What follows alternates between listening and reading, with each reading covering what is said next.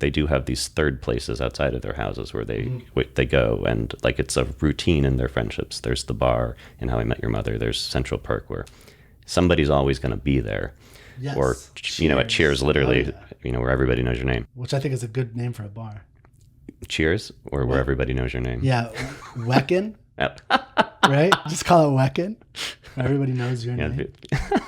Right. But I was thinking, I don't think I included this in the article because this is this other species, I guess, of what we're talking about, just having the regularity in your relationship, but slightly more planned in the sense that you're saying every week or every 2 weeks, I'm going to be here at this time. Like when I first moved to New York, a bunch of friends from college and I all ended up roughly in Brooklyn, and like every Tuesday we would meet for dinner at this like burger place in Williamsburg back when it was affordable. And, we'd get a big table and like everybody would, whoever was around would come. And that kind of provided an early sense of like, not everybody was like as good friends with each other as they were individually. Yeah, well, no, just like, it was like people who knew people, that kind of thing. And so, but it allowed some of us to become closer friends and certainly provided that kind of relationship sinew from place, it was a weekly thing. So we were keeping up with each other's lives. And obviously, of course, that works in that situation because everybody was single and childless. But, but still like what you're saying, hey, Sunday nights or evenings, bring over the kids. We'll, but I think it's important. And to your point, like it does take effort. I think, we've gotten used to this idea that everything should be, same day delivery. Like, and yes. And relationships are not like that. Relationships are not like that. Real life is not like that. Any, the risk reward trade-off there is like, well, if you put in no effort, if you take no risk, you are likely to not get any sort of reward. Yeah. So if you want strong relationships, you got to work for it. That, add value to your life, you have to do more than just nothing. And the thing that I always try to help people understand is sometimes, there's two things. So I've noticed there seems to be a threshold a lot of us have in relationships where it's like, if it's not a, what's the term? F yes, then I'm not going to do it. But it's like, that's not proper. Like one, to get to the F yes, you have to kind of really, like it takes, intimacy takes time. Right. And it takes, intimacy, not in terms of sex, but I mean, just in terms of closeness. Like the analogy I always use is most people treat relationships like a man standing in front of a fireplace saying, I'll give you wood when you give me fire. And it's like, it doesn't work that way. You have to put the wood in, you have to put the carrots, and that takes time. And sometimes it's not an obvious thing. Like you have to just I have some small positive thought about this person. Let's pursue it. Now there's people that you just hate right away. There's the Newmans. And I think that's a great example. Just like, I don't even know what it is, but just Newman, right? And that's that. And okay, fine. Just don't focus on them. But anybody you have any kind of positive thing, go to dinner with them, like do things, go get coffee. Like we have to be intentional. And I think that's the message I always want to send to people about relationships. And that's why I do Third Thursday. I hope it's kind of big tense, but it can't be everything. No, you have to do your own thing as well. And, but it's an opportunity to meet new people and see if you connect, with new people or people who you've seen before. But it's only once a month. Sure. Like the frequency thing, I think is a big deal for sure. Right. I mean, I think especially since we all work from home. Absolutely. I mean, we have even fewer opportunities to leave the house and actually go out into the world now. Yeah. I mean, the pandemic has made a lot of us, I think, antisocial by default. That's a good way of putting it. And so I don't know if we have to like relearn what it means to be human, Oh yeah. But like, I do think, we are a social species. We like being around other humans, which is one of the reasons cities come into existence at all, is because even rural, like you still are in an area where you're defensible. Sure. Right. Like that that's part of the fundamental aspect of. Yeah.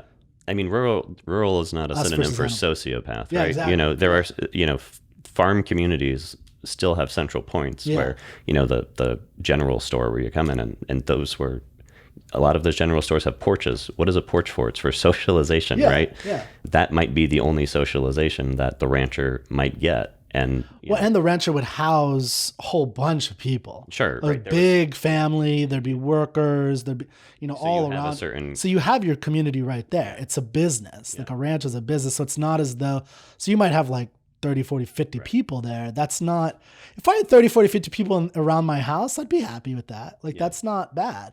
But that's maybe you've been thinking about this all wrong. You shouldn't have bought a house in Maine. You should have bought a house like way out in the hill country. Yeah, just brought 50 people. And like built a compound or something. One day there's some land available up in Waco. All right, I'm gonna leave that alone. Maybe that's my long-term play. It's like be the Waco dude. But like for me, that's what the city is, right? Yeah, So, exactly. Because you have that all around. And you have the benefit of living around a bunch of strangers is that they provide all sorts of things that me and my friends ourselves cannot provide. Exactly. Like the arts. The arts, the restaurants. The restaurants, bars, coffee shops. I miss a good coffee shop for sure. It's one of my big things. The gym. And then just like the value of just like seeing beautiful people. Yeah. I think we tend people watching. Yeah, people watching. That's why I like to go to Sherwood. Yeah. See people dressing up. But yeah, that's one thing about Maynard. Nothing wrong with Maynard. I don't mean to crud on it or whatever.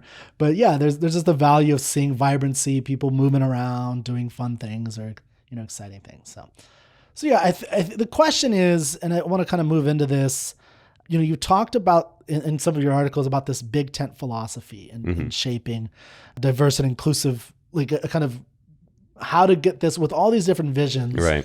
Californians, New Yorkers, Texans, Austinites, Republicans, Democrats, all these people.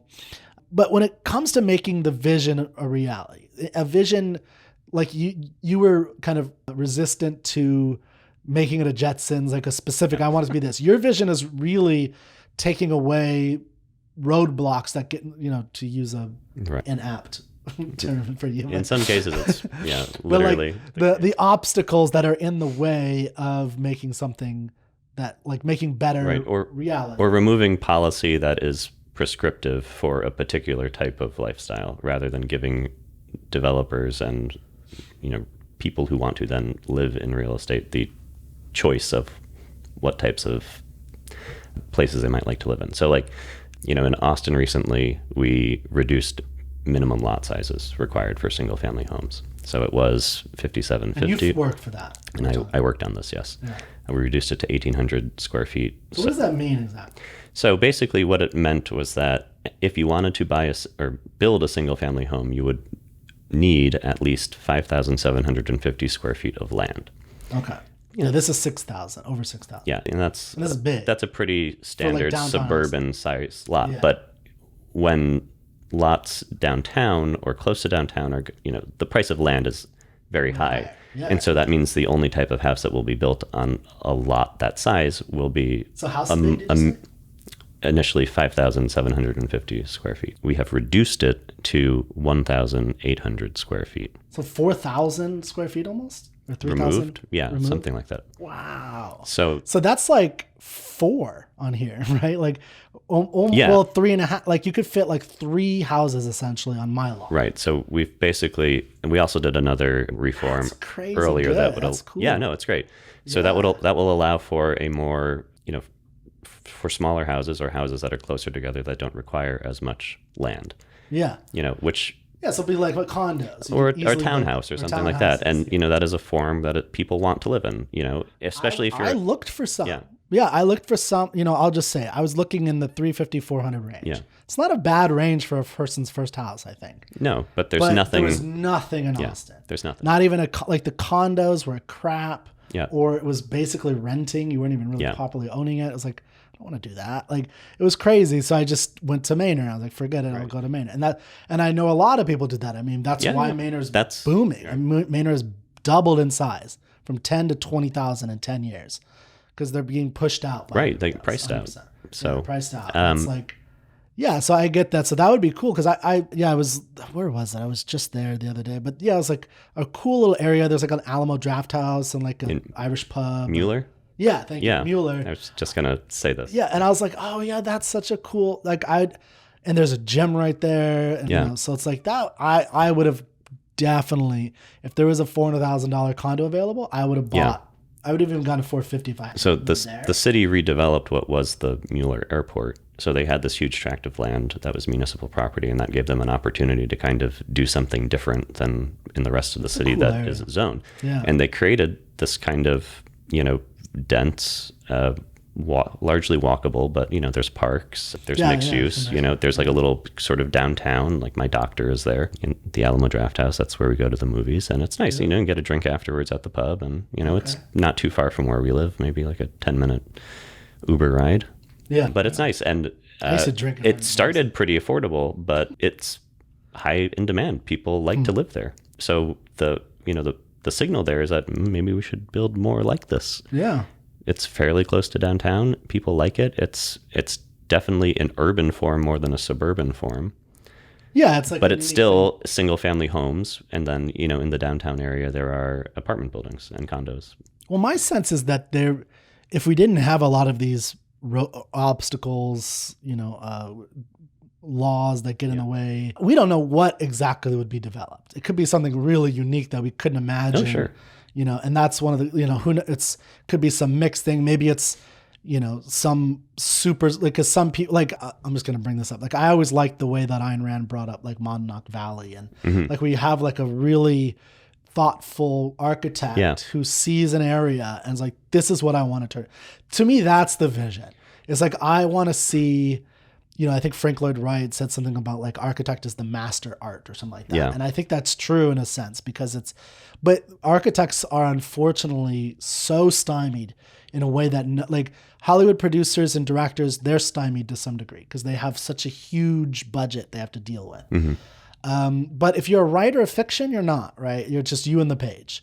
If you're a painter, and now in terms of being popular, that's different. But in terms of the art itself, you can do whatever you want. Yeah. A painter, the same thing. You can paint whatever you want. But even a sculptor, if you want, depending on what you're sculpting in.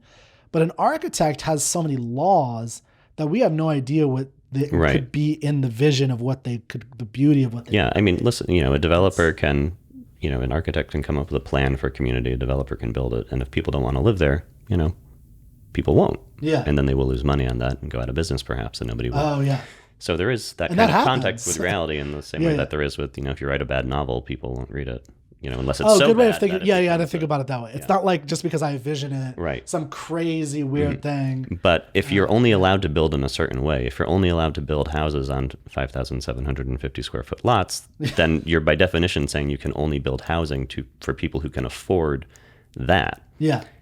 And so there are a lot of people who got priced out to places like Manor and Georgetown and Leander and further afield here who would have gladly opted for a house in Mueller if it were available. 100%. But it was not allowed. It was not allowed. And so I'm not saying, like, I think there, if you removed all of these restrictions, there are certainly developers who would cater to a need that some people do have for a large house on a large lot.